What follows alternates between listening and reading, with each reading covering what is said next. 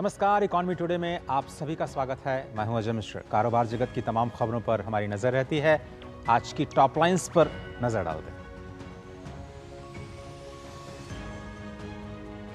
America और चीन में व्यापार युद्ध गहराया।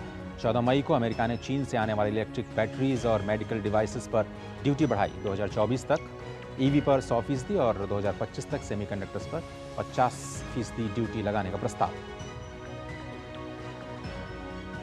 रिटेल निवेशकों द्वारा वायदा कारोबार में आक्रामक निवेश से बढ़ सकती हैं मुश्किलें। वित्त मंत्री निर्मला सीतारमण ने बीएसई और एनएसई को सेबी के साथ मिलकर इस बारे में कड़े रेगुलेशंस बनाने की सलाह दी। मुंबई में भारतीय वित्त बाजार के भविष्य पर सेमिनार में कहा, घरेलू बचत को बाजार के खतरों और निवेशकों के विश्वास को बचाना जरूरी।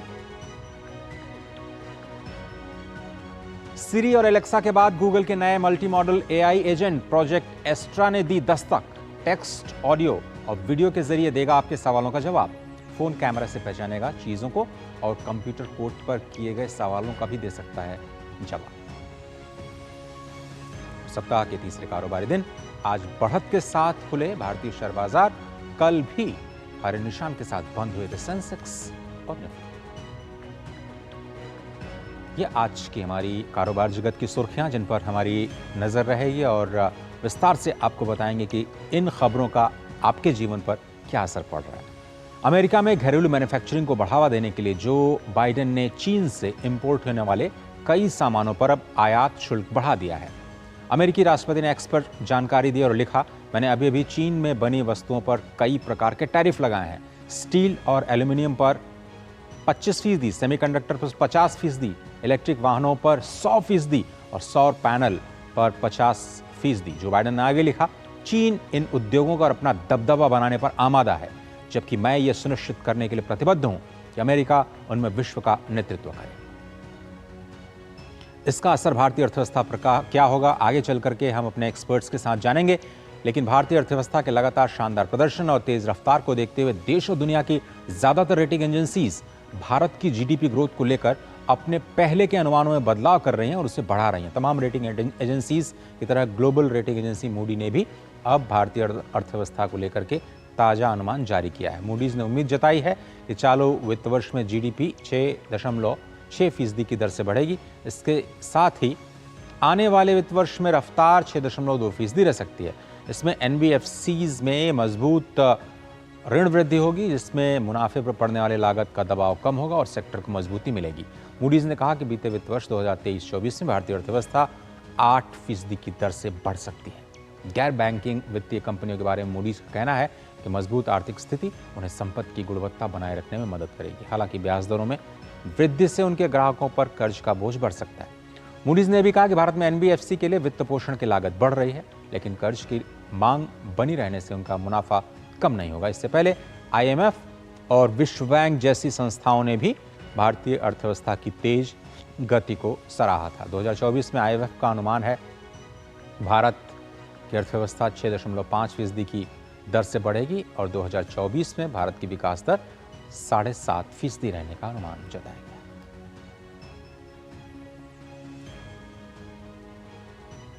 और अब एक और खबर जो काफी महत्वपूर्ण है हमारे आपके लिहाज से, साइबर सिक्योरिटी भारत के साथ साथ दुनिया भर के लिए बड़ी समस्या बनती जा रही है।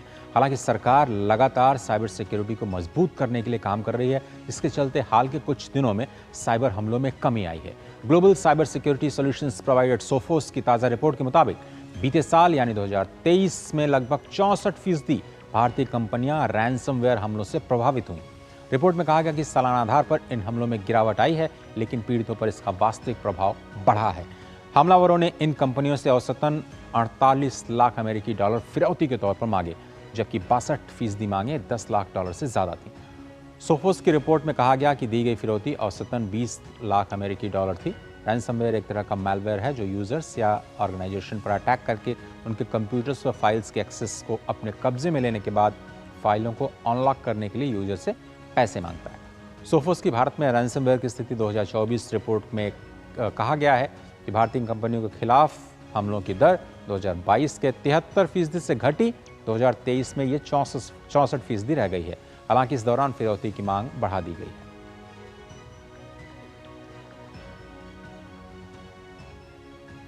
और अब बाजारों पर निगाह डालते हैं, देखते हैं आज किस तरह से शुरुआत की गिफ्ट निफ्टी ने। इसका असर भारतीय शेयर बाजारों पर पड़ा। 38 अंक गिरावट के साथ 22,334 के स्तर पर आज गिफ्ट निफ्टी में जो कारोबार है उसके ट्रेंड नजर आए, लेकिन सेंसेक्स की जो ओपनिंग है वो पॉजिटिव टेरिटरी में 70 अंकों पर 73,174 के स्तर पर। निफ्टी भी पॉजिटिव टेरिटरी में आज कारोबार करते हुए नजर आया, 35 अंकों पर 22,253 का स्तर। आपको दिखाते हैं जिन शेयर्स में आज शुरुआती कारोबार में इस वक्त मुनाफा हो रहा है निवेशकों को, उसमें सिप्ला 3% से ज़्यादा, भारतीय एयरटेल 1305 का स्तर 1.7% करीब ऊपर, हिंडाल्को में 1.3%, अदानी एंटरप्राइजेज और एनटीपीसी में भी बढ़त दिखाई दे रही है। टॉप लूजर्स आज के HDFC bank, Shriram finance, JSW steel, Asian paints और आयशर मोटर्स नजर आए। अमेरिकी बाजारों में बढ़त का रुख है। डाउ जोन्स फ्यूचर्स काफी फ्लैट कारोबार कर रहा है। एस&पी 500 और नैस्डैक में भी बढ़त का दौर। नैस्डैक 122 अंकों पर 16,511 के स्तर। एशियाई बाजारों में मिला जुला रुख। जापान के बाजार निकी में 135 अंकों की बढ़त, हैंगसेंग में 41 अंकों की गिरावट, कॉस्पी में फ्लैट कारोबार आज के सुबह। क्रूड ऑयल $83 पर बना हुआ है। बीते कई दिनों से ये स्थिरता कच्चे तेल के दामों में दिखाई दे रही है। इकोनॉमी ट्रेंड में छोटा सा ब्रेक लेते हैं। ब्रेक के उस पार हमारा आज का फोकस और हमारे एक्सपर्ट्स के साथ चर्चा।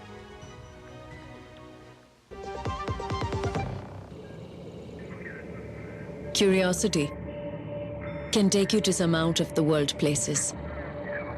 Took me to the moon today. Curious about this place? Scan this QR code before I take it off with my Seat tires.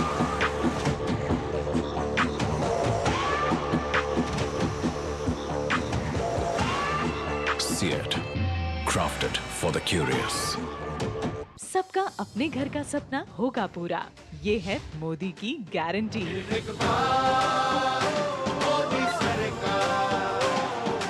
Shukla बता रहा था आपके बाबूजी ने जायदाद का कुछ हिस्सा नौकर के नाम कर दिया। अब नौकर हर काम अपना घर समझ के करेगा। समरकूल, जो हर दिल करे कबूल। बात जब पीढ़ियों के लिए बनने वाले घर की हो तो जिम्मेदारी बड़ी हो जाती है। गैलेंट समझता है ये जिम्मेदारी। अब डबल एम रिब्स के साथ गैलेंट एडवांस टीएमटी रीबार, निर्माण का रियल हीरो। तुम्हें पता है इन्वेस्टर्स के लिए एक इन्वेस्टर प्रोटेक्शन फंड होता है IPF, लेकिन अगर तुम्हारा ट्रेड एक्सचेंज पर एग्जीक्यूट नहीं हुआ या फिर कोई गारंटीड रिटर्न्स वाली स्कीम है तो ये IPF आपकी मदद नहीं कर सकता है। और अगर आपका ब्रोकर ही डिफॉल्टर बन जाए तो फिर IPF आपको कॉम्पेंसेशन दिला सकता है। कहाँ से सीखा? NSE की साइट पर। समझकर इन्वेस्ट कर। स्वागत है आप सभी का। आप देख रहे हैं कारोबार जगत से जुड़ी खबरों पर हमारा विशेष कार्यक्रम इकोनॉमी टुडे, और अब बात करते हैं आज के फोकस की।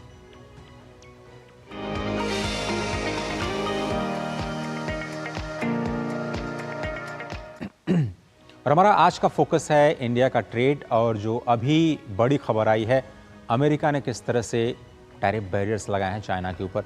लेकिन भारत की बात पहले करते हैं। भारत का संयुक्त अरब, दक्षिण कोरिया, ऑस्ट्रेलिया जैसे जो FTAs हाल ही में हुए हैं, ऐसे देशों को निर्यात 2018-19 और 2023-24 यानी 6 साल में 15% बढ़ा, $123 अरब पर पहुंचा है। अगर आयात की बात करें, 2018-19 में भारत ने इन देशों को $107 अरब का निर्यात किया था। आर्थिक शोध संस्थान ग्लोबल ट्रेड रिसर्च इनिशिएटिव यानी GTRI की एक रिपोर्ट आई है जिसमें कहा गया है कि 6 साल की इस अवधि में FTA भागीदारी वाले देशों से भारत का आयात 38% बढ़कर के $188 अरब पर पहुंच गया। 2018-19 में भारत ने इन देशों को $136 अरब का माल आयात किया था। रिपोर्ट में कहा गया कि यह वृद्धि भारत की वैश्विक व्यापार गतिशीलता और FTA के महत्वपूर्ण और विविध प्रभावों को दिखाती है। वैश्विक व्यापार में भारत की कुल 1.8% की हिस्सेदारी है। ये निर्यात में दुनिया में अभी 17वें स्थान पर है। आयात के मोर्चे पर भारत वैश्विक व्यापार में 2.8% की हिस्सेदारी के साथ 8वें स्थान पर है। आंकड़ों के मुताबिक वित्त वर्ष 2023-24 में भारत ने UAE को $35.63 अरब का निर्यात किया। यह आंकड़ा 18-19 के $30.13 अरब से 18.25% ज़्यादा है। इसी अवधि में यूएई से भारत का आयात 29.79 अरब डॉलर से बढ़ करके 61.21% बढ़ा और 48 अरब डॉलर को पार कर गया। दोनों देशों के बीच एफटीए मई 2022 में लागू हुआ था। इसी तरह से 2018-19 से 23-24 के बीच जापान, ऑस्ट्रेलिया और 10 देशों वाले दक्षिण पूर्व एशियाई गुट आसियान और दक्षिण कोरिया के साथ भी एफटीए के बाद निर्यात आयात में बढ़ोतरी देखने को मिली है। चीन 2023-24 यानी बीते वित्त वर्ष में 118.4 अरब डॉलर के बायलैटरल ट्रेड द्विपक्षीय व्यापार के साथ भारत का सबसे बड़ा व्यापारिक भागीदार बना है। भारत के साथ व्यापार के मामले में चीन ने अब अमेरिका को पीछे छोड़ दिया। आपको याद दिला दें कि 2021-22 और 22-23 में अमेरिका भारत का सबसे बड़ा व्यापारिक भागीदार था।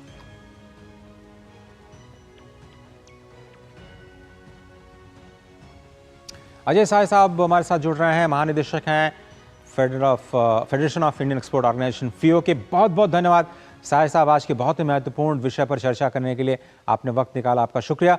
सबसे पहले तो शुरुआत करनी पड़ेगी, जो अमेरिका ने ये जो टैरिफ लगाए हैं चाइना के ऊपर, इसका मतलब क्या है और भारत पर इसका क्या प्रभाव पड़ सकता है?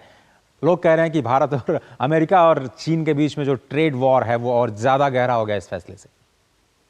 नहीं, बिल्कुल आप ठीक कह रहे हैं। इससे हमने जो टैरिफ वॉर पहले देखा था, क्योंकि यूएस में प्रेसिडेंशियल इलेक्शन ड्यू हैं और ट्रम्प साहब ने ऑलरेडी कहा हुआ है कि अगर वो पावर में आते हैं तो चाइना पे मिनिमम 60% ड्यूटी रखेंगे। So it's a kind of political call, but that is also determined by number of factors, because हमने ये देखा है कि यूएस ने भी ईवी में काफी इन्वेस्टमेंट किया है, ग्रीन टेक्नोलॉजी में इन्वेस्टमेंट किया है, और चाइना जिस तरह का अपने यहाँ ईवीज को सपोर्ट दे रहा है, जिस तरह की सब्सिडी दे रहा है, शायद उससे मार्केट डिस्टॉर्ट हो रहा है। तो जो अभी यूएस ने जो अभी ड्यूटीज बढ़ाई हुई है वो रफली $18 बिलियन ऑफ ट्रेड को अफेक्ट कर रहा है चाइना को, बट चाइना का यूएस का एक्सपोर्ट अराउंड $400 बिलियन है। तो आने वाले दिनों में इस तरह का ड्यूटी बढ़ने का जो है हम और भी देख सकते हैं, और शायद चाइना भी रिटेलिएट करेगा, कुछ आइटम पे चाइना भी यूएस की ड्यूटी बढ़ाएगा, और इनडायरेक्टली हम ये कह सकते हैं इसका एडवांटेज दूसरे कंट्री इंक्लूडिंग इंडिया को मिलेगा, बिकॉज अगर किसी मार्केट से चाइना या यूएस के एक्सपोर्ट कम होते हैं तो अदर कंट्रीज में इसमें जरूर चिप इन करने की जरूरत पड़ेगी। ऑफ कोर्स अभी जो प्रोफाइल है उस प्रोफाइल में शायद इंडिया को जो करंट ड्यूटी हुई है उसमें एल्युमिनियम, स्टील और क्रेन के एक्सपोर्ट में थोड़ी मदद होगी, बिकॉज बाकी सेक्टर में अभी हम कोई बहुत ज्यादा एक्सपोर्ट नहीं कर रहे हैं। लेकिन साय साहब, कुछ एजेंसीज ये कह रही हैं कि ये WTO के नॉर्म्स का एक तरह से उल्लंघन है। अमेरिका की तरफ से इतना ज़्यादा टैरिफ बढ़ाना, इलेक्ट्रिक वाहनों पर 100% करना और 50% सेमीकंडक्टर चिप्स पर, ये क्या वाकई WTO के नियमों का उल्लंघन करता है, या फिर ये अमेरिका अपने देश के हित में या कोई भी देश अपने हित में ऐसे फैसले ले सकता है? नहीं, देखिए ये WTO का तो उल्लंघन है कि सुपर 301 में पहले भी जो यूएस ने ड्यूटीज लगाई थी, एडिशनल ड्यूटी बहुत से कंट्री की, जब उसको WTO में चैलेंज किया था तो WTO ने सेट असाइड कर दिया था। लेकिन अब प्रॉब्लम ये है कि इस समय WTO में जो अपीलेट बॉडी है वो फंक्शनिंग नहीं है। तो अगर आप कोई भी कंट्री केस फाइल करता है, उसके फेवर में वर्डिक्ट जाता है, तो यूएस उसको अपील कर सकता है, और अपीलेट बॉडी ना होने के कारण कोई फर्दर डिसीजन नहीं होगा। सेकेंडली यूएस ने भी उसको काफी कवर किया हुआ है। यूएस भी एक केस बनाएगा कि चाइना सब्सिडाइज करके यूएस मार्केट को डिस्टॉर्ट कर रहा है, इसलिए ये डिसीजन दिया गया है। On the face of it, अगर हम पहले के एक्सपीरियंस में सुपर 301 में जो भी एक्शन यूएस ने लिया था, बिकॉज WTO ने इसको सेटिसाइड कर दिया था, तो ये WTO कॉम्पेटेबल नहीं हुआ। WTO MFN बेसिस पे ड्यूटी लगाने की बात करती है, और अगर कोई कंट्री डंप कर रहा है या अदर है तो anti dumping, anti subsidy duty के थ्रू आप उसको रेगुलेट कर सकते हैं, rather than additional duty levy कर। लेकिन साहिब साहब, GTRI ये कह रही है कि इससे भारत में डंपिंग का खतरा बढ़ जाएगा। क्या आपको लगता है कि कुछ आइटम्स जिन पर ड्यूटी बढ़ाई गई है चाइना भारत में जाकर के डंप कर सकता है, या फिर हमारे एंटी डंपिंग मेजर्स स्ट्रांग है और उसका असर खास नहीं पड़ेगा? देखिए, एक तो बहुत चीज है, जब भी कोई कंट्री ओवर कैपेसिटी में रहता है तो डंपिंग की जो प्रक्रिया है वो ज्यादा होती है। तो एक तो बात हमें ये देखनी पड़ेगी, चाइना में एक्सेस कैपेसिटी क्रिएट है, और देयरफॉर चाइना से एक तरह का थ्रेट बना रहेगा डंपिंग का, ना खाली एरिया में बट बाकी कंट्री में। दूसरी बात है कि अगर चाइना का एक्सपोर्ट यूएस को नहीं जाएगा तो चाइना उस एक्सपोर्ट्स को दूसरे कंट्री में जरूर लाने की कोशिश करेगा। लेकिन जो इंडिया में हमारी trade and defence remedial measures की जो हमारी बॉडी है, they are quite effective one, और इंडस्ट्री को भी थोड़ा इसमें अपने को देखते रहना पड़ेगा, उनको थोड़ा कॉशियस रहना पड़ेगा कि कोई इस तरह का ट्रेंड लगता है। And I am pretty sure government भी इंपोर्ट मॉनिटर करेगी, और यहाँ लगता है कहीं पे एक्सेसिव इंपोर्ट्स है या किसी सिंगल सोर्स से इंपोर्ट ज्यादा बढ़ रहा है, तो एक्शन डेफिनेटली लिया जा सकता है। हमारे और ऑलरेडी प्रावधान है, सुओ मोटे एक्शन भी हो सकता है, इंडस्ट्री की बेसिस पे भी एक्शन हो सकता है। तो हमारे यहाँ सिस्टम इन प्लेस है, अगर इस तरह का कोई ट्रेंड आता है तो I am sure government and industry both will be moving forward in that direction. Shah साहब, अब बात करते हैं एफटीए जिन देशों के साथ हमने किए हैं। अभी फिर से जीटीआरआई रिपोर्ट का मैं जिक्र कर रहा हूं। उन्होंने कहा कि भाई पिछले 6 सालों में हमारा जो इंपोर्ट है वो 38% बढ़ा है, एक्सपोर्ट केवल 15% बढ़ा। तो एफटीए जो हमने किए हैं आपके हिसाब से कितने इफेक्टिव हैं इंडियन एक्सपोर्टर्स के फेवर में, या ये ट्रेंड किस तरह से देखते हैं आप? देखिए, एफटीए को हम 2 पार्ट में रखेंगे। एक जो एफटीए इस गवर्नमेंट ने किए हैं, बिकॉज इस गवर्नमेंट ने एफटीए स्ट्रेटजी को रिविजिट किया है, वो उन कंट्रीज के साथ एफटीए कर रहे हैं जो कॉम्प्लीमेंट्री इकोनॉमीज है। जैसे हमने एफटीए किया ऑस्ट्रेलिया के साथ या यूएई के साथ, या हम यूके के साथ, ईयू के साथ बात कर रहे हैं। तो वो ऐसे कंट्री जो कॉम्प्लीमेंट्री इकोनॉमीज है, शायद हमारा उनसे हर प्रोडक्ट टू प्रोडक्ट कॉम्पिटिशन बहुत कम है। तो एक तो एडवांटेज ये है। सेकेंडली, वो हमारी मेजर एक्सपोर्ट मार्केट है, तो इससे अगर हमारा एफटीए होता है, बेटर मार्केट एक्सेस होता है, तो हमारा एक्सपोर्ट बढ़ेगा। जो आप आंकड़े दिखा रहे हैं, डेफिनेटली उस आंकड़ों से ये होता है कि एक्सपोर्ट 15% बढ़ा है, इंपोर्ट ज्यादा बढ़ा है। बट आई थिंक कुछ प्रोडक्ट का जो ट्रेडिंग हो रही है एफटीए कंट्रीज से, शायद उसमें हम अभी डोमेस्टिक कैपेबिलिटी क्रिएट कर रहे हैं। देखो, कुछ सालों तक ये ट्रेंड हो सकता है चले, लेकिन आने वाले दिनों में, क्योंकि पीएलआई स्कीम में जितने भी क्रिटिकल टेक्नोलॉजी सेक्टर्स हैं हमने कवर किया है, और हमने अभी देखा है कि मोबाइल सेक्टर में ये क्वाइट ए सक्सेसफुल स्टोरी रही है। मोबाइल का प्रोडक्शन पिछले, अगर आप 4 सालों में देखिए या 3 सालों में देखिए, तो करीब 3,000 करोड़ से 60,000 करोड़ हो गया, अगले साल 1,20,000 करोड़ हो जाएगा। तो डोमेस्टिक कैपेबिलिटी क्रिएट हो रही है। आने वाले दिनों में एफटीए सोर्सेज से इंपोर्ट कम होगा और एक्सपोर्ट बढ़ेगा। दूसरी चीज हमें यह भी देखना चाहिए कि जो एक्सपोर्ट हो रहा है, जो इंपोर्ट हो रहा है, वो अब बहुत ज्यादातर रॉ मटेरियल्स का हो रहा है। तो ये जो रॉ मटेरियल का इंपोर्ट अगर हमारे यहाँ होगा ज्यादा, तो इससे डोमेस्टिक इंडस्ट्री भी कॉम्पिटिटिव होगी और हमारा एक्सपोर्ट भी कॉम्पिटिटिव रहेगा। और अगर एक्सपोर्ट पर थोड़ा सा एनालाइज करें सर इस साल के ट्रेंड को, तो आप कौन से सेक्टर्स देख रहे हैं जिसमें भारत बेहतर कर सकता है? क्या हम सर्विसेज पे ज़्यादा फोकस करेंगे? ऑफशोर सर्विसेज एक्सपोर्ट्स बढ़ी हैं, रिसर्च रिपोर्ट ये भी बताती हैं, या फिर अब हमारा मैन्युफैक्चरिंग पे फोकस होने जा रहा है?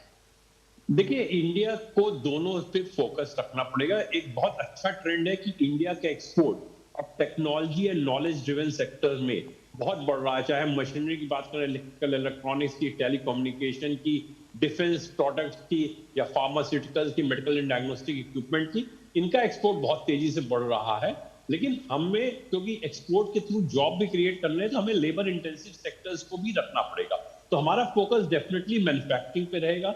सर्विसेज सेक्टर में हमने देखा है कि जो हमारे बिजनेस सर्विसेज हैं, चाहे हम इंजीनियरिंग सर्विसेज का बात करें या R&D सर्विसेज की बात करें, आर्किटेक्चरल सर्विसेज की बात करें, बिजनेस मैनेजमेंट सर्विसेज की बात करें, तो उनका एक्सपोर्ट बहुत ज्यादा हुआ है। और एक रीजन है जो global companies, global capability centres India में स्टैब्लिश किए हैं, उनका बहुत तेजी से एक्सपेंशन हो रहा है। पिछले साल तक उनके थ्रू एक्सपोर्ट अराउंड $46 बिलियन का है, और 2030 तक वो $100 बिलियन होने वाला है। उनमें जो एम्प्लॉयमेंट है करंटली अराउंड 1.5 मिलियन है, वो 4.5 मिलियन होगा। तो आई थिंक हमारी एक्सपोर्ट स्ट्रेटजी में सर्विसेज एंड गुड्स दोनों को फोकस करना पड़ेगा, क्योंकि मैन्युफैक्चरिंग सेक्टर में हम जो ब्लू कॉलर जॉब क्रिएट करते हैं, शायद इंडिया में उसकी बहुत ज्यादा जरूरत है, because lot of transition has to happen from agriculture to manufacturing. तो मैन्युफैक्चरिंग पे यूनिवर्सिटी तवज्जो देनी होगी, सर्विसेज भी डेफिनेटली हमें साथ लेके चलना होगा। फाइनली मेरा अंतिम सवाल शाह साहब आपसे, जो एक्सपोर्ट इकोसिस्टम है उसको लेकर के है। फियो के महानिदेशक के तौर पर आप क्या ट्रेंड देख रहे हैं? क्या नए एक्सपोर्ट यूनिट्स देश में इमर्ज हो रहे हैं? नए सेक्टर्स में लोग एक्सपोर्ट करना चाह रहे हैं? नई पीढ़ी क्या सोचती है एक्सपोर्ट करने के बारे में? आप लोग कैसे फैसिलिटेट कर रहे हैं? थोड़ा सा उसके बारे में चर्चा करें प्लीज। देखिए, जो एक इकोसिस्टम कंट्री में डेवलप हो रहा है, वो बेसिकली स्ट्रक्चरल चेंज एक्सपोर्ट्स में ला रहा है। अभी तक हमने देखा था कि हम बहुत से एक्सपोर्ट को सपोर्ट या सब्सिडी देके प्रमोट किया गया था, बट अब हम क्योंकि हमारा जो थ्रेशोल्ड लिमिट है वो क्रॉस कर गया, हम उस तरह की सपोर्ट नहीं दे सकते, तो गवर्नमेंट जो फंडामेंटल सपोर्ट है एक्सपोर्ट में, चाहे वो इंफ्रास्ट्रक्चर की बात करें या लॉजिस्टिक्स की बात करें या सिस्टम एंड प्रोसेस इंप्रूव की बात करें, तो फोकस उसके ऊपर आ गया है। तो बहुत इंपॉर्टेंट ये चीज है कि अगर हम इन इश्यूज को एड्रेस करते हैं तो जो इंडियन इकोनॉमी का कॉस्ट डिसेबिलिटी फैक्टर है तो वो लार्ज एक्सटेंट तक वो एड्रेस हो जाता है। तो मैं ये कहूंगा कि जो इस गवर्नमेंट की सोच है वो medium to long term export की सोच है। उस पॉइंट ऑफ व्यू से जो भी रिफॉर्म्स किए जा रहे हैं वो रिफॉर्म्स किए जा रहे हैं। अगर आप आज की डेट में आप देखिए, अगर हम some turnaround time Indian ports का देखें, जो जेएनपीटी का जो टर्न अराउंड टाइम है वो करीब 21 से 22 घंटे है, जो best of the international benchmark के पास। तो हमें लग रहा है कि इकोसिस्टम जिस तरह का कंट्री में डेवलप हो रहा है, प्रॉब्ली हम बहुत अच्छा एक्सपोर्ट में करेंगे इन आने वाले दिनों में। और जैसा हम सबने, इवन प्राइम मिनिस्टर साहब ने भी बोला है कि एक्सपोर्ट जो है वो की है transition of the country from developing to develop करने के लिए, तो वो जरूर सही सिद्ध होगा। अजय शाह साहब, बहुत धन्यवाद वक्त निकालने के लिए और इकोनॉमी टुडे में एक्सपोर्ट्स के तमाम आयामों पर अपनी राय रखने के लिए बहुत बहुत धन्यवाद आपका जुड़ने के लिए। आगे बढ़ते हैं। गूगल इवेंट में इस बार चर्चा सिर्फ आर्टिफिशियल इंटेलिजेंस की रही। गूगल सीईओ सुंदर पिचाई ने इवेंट की शुरुआत जेमिनी की बात करते हुए की। इस इवेंट में गूगल फोटोज़ में एआई से गूगल के जो वीडियो जनरेटिव एआई मॉडल वीईओस को लॉन्च किया गया। कई सारे ऐलान हुए। इसी क्रम में कंपनी ने प्रोजेक्ट एस्ट्रा को लॉन्च किया। ये कंपनी का नया प्रोजेक्ट है जिसका फोकस एक फ्यूचर एआई असिस्टेंट क्रिएट करना है। ये प्रोजेक्ट काफ़ी हद तक वैसा ही जैसे कि आपने ओपन एआई में लेटेस्ट चैट जीपीटी का 4.0 देखा होगा। ये टूल आपके कैमरे में दिख रही हर चीज़ को एक्सप्लेन कर सकता है, ऐसा दावा है। और ये कहा जा रहा है कि कैमरे का इस्तेमाल करके आप वीडियो सवाल कर सकते हैं। प्रोजेक्ट एस्ट्रा का जो नया असिस्टेंट है वो आपके सवालों का जवाब देगा, चाहे आप वीडियो के ज़रिए करिए। उसको यूनिवर्सल एआई एजेंट बताया गया। लेकिन ये कैसे हेल्पफुल होगा हमारे रोज़मर्रा के जीवन में, ये देखना होगा। मिसाल के तौर पर अगर आप अपना चश्मा कहीं पर रख करके भूल गए हैं तो क्या ये बता सकता है आपको, इंटरैक्टिव प्लेटफॉर्म है कि आपने लास्ट टाइम उसने कहाँ वो चश्मे को देखा था।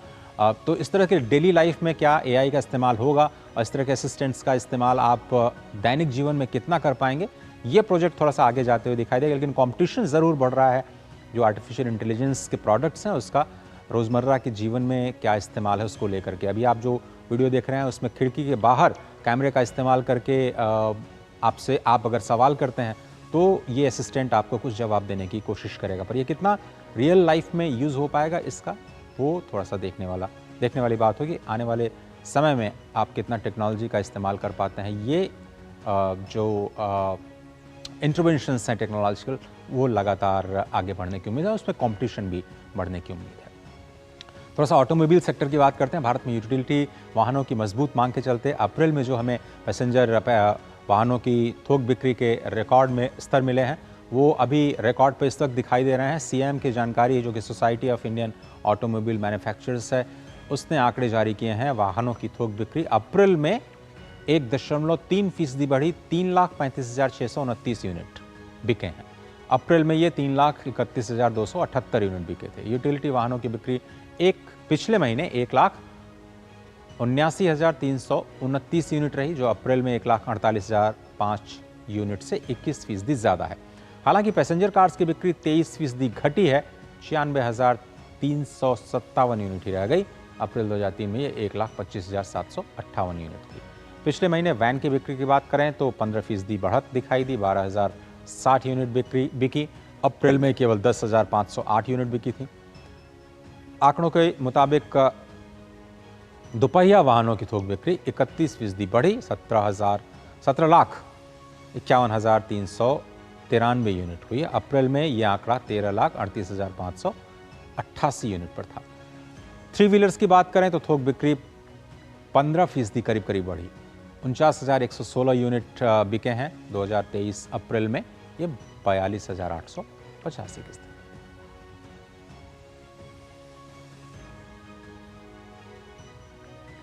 इकोनॉमी टुडे के आज के इस अंक में सिर्फ इतना ही। पूरी टीम को दीजिए इजाजत, लेकिन आपको छोड़ जाते हैं कारोबार जगत से जुड़ी अहम खबरों पर फटाफट अंदाज में। नमस्कार। थोक खाद्य महंगाई दर मई और जून में लू के कारण चिंता की वजह बनी रहेगी। इकरा की मुख्य अर्थशास्त्री अदिति नायर का कहना है कि जल्द खराब होने वाली वस्तुओं की कीमतें बढ़ने की आशंका है। गौरतलब है कि थोक खाद्य महंगाई दर 4 महीने के उच्चतम स्तर पर है। हालांकि पिछले साल के उच्च आधार का प्रभाव जुलाई और अगस्त में रहेगा, लेकिन बाद में महीनों में मानसून की चाल कीमतों को तय करेगी। टेलीकॉम कंपनी भारती एयरटेल ने अपने मार्च तिमाही के नतीजों का ऐलान कर दिया है। कंपनी ने बताया कि वित्त वर्ष 2023-24 की चौथी तिमाही में उसका मुनाफा सालाना आधार पर 31% घटकर 2072 करोड़ रुपए पर आ गया है, जबकि कंपनी ने वित्त वर्ष 2022-23 की मार्च तिमाही में 3005.6 करोड़ रुपए का नेट मुनाफा कमाया था। इसके अलावा 31 मार्च 2024 को समाप्त वित्त वर्ष में भारती एयरटेल का मुनाफा 10.5% की गिरावट के साथ 7,467 करोड़ रुपए पर आ गया। ये वित्त वर्ष 2022 और 23 में 8,346 करोड़ रुपए था। दूरसंचार विभाग ने लोगों को उनके मोबाइल कनेक्शन काटने की धमकी देने वाले फर्जी कॉल को लेकर आगाह किया है। विभाग का कहना है कि फर्जी कॉलर का मकसद लोगों की निजी जानकारी चुराना और वित्तीय धोखाधड़ी को अंजाम देना है। दूरसंचार विभाग ने इससे पहले दूसरे देशों के मोबाइल नंबर से व्हाट्सएप कॉल के बारे में भी एक सलाह जारी की थी। दूरसंचार विभाग ने लोगों से साइबर अपराध या वित्तीय धोखाधड़ी के शिकार होने पर साइबर अपराध हेल्पलाइन नंबर 1930 या www.cybercrime.gov.in पोर्टल पर रिपोर्ट करने की सलाह दी है। Realty company Macrotech developers limited चालू वित्त वर्ष में जमीन अधिग्रहण के लिए 3,500 से 4,000 करोड़ रुपए का निवेश करेगी। ये निवेश नए भूखंडों का अधिग्रहण करने और भूस्वामियों के साथ संयुक्त विकास समझौते के जरिए किया जाएगा। मैक्रोटेक डेवलपर्स लोढ़ा ब्रांड के तहत अपनी संपत्तियों का विपणन करती है।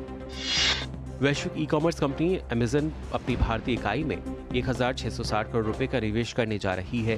कंपनी की ओर से शेयर बाजार को दी गई सूचना में ये जानकारी सामने आई है। अमेजन द्वारा भारतीय इकाई में निवेश ऐसे समय पर किया जा रहा है जब बड़ी ई कॉमर्स कंपनियों में बाजार हिस्सेदारी को लेकर कड़ा मुकाबला देखने को मिल रहा है। ये 5 महीनों में दूसरी बार है जब अमेजन की ओर से अपनी भारतीय इकाई में निवेश किया जा रहा है। इससे पहले अमेजन में 830 करोड़ रुपए भारतीय इकाई में निवेश किए थे। मणिपाल हॉस्पिटल्स ने अधिग्रहण के करीब 8 महीने के बाद पूर्वी भारत के आमरी अस्पतालों को अपना नाम दिया है। सितंबर 2023 में करीब 2,300 करोड़ रुपए में आमरी में 84% हिस्सेदारी खरीदने वाली मणिपाल हॉस्पिटल्स ने मंगलवार को ब्रांड एकीकरण की घोषणा की है। आमरी की कोलकाता में 3 और भुवनेश्वर में 1 इकाई थी। मणिपाल ने कोलकाता में कुछ साल पहले कोलंबिया एशिया हॉस्पिटल्स के अधिग्रहण के साथ ही वहां प्रवेश किया था और अब वह पूर्वी भारत में सबसे बड़ी स्वास्थ्य सेवा प्रदाता है।